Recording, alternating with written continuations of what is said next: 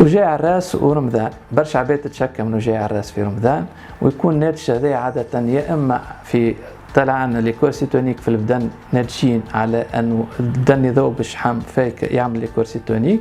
نجم يكون عند العباد اللي يتكيفوا برشا وينقصوا في الدخان في رمضان، نجم يكون العباد اللي يشربوا برشا قهوة زادة تنقيص القهوة يعملوا جاع، نجم يكون العباد اللي ما يرقدوش برشا في رمضان الريتم تاع النوم يتكسر فيسبب وجاع.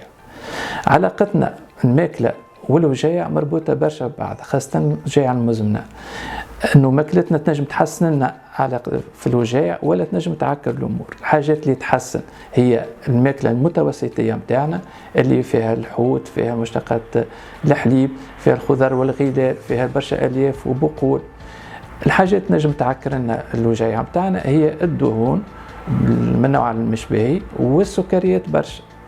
دونك هذوما الكل لازمنا ناخذ احتياطاتنا فيهم.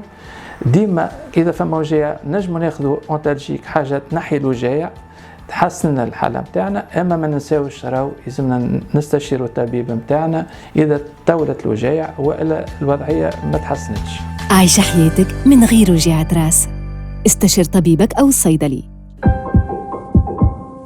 سنوفي.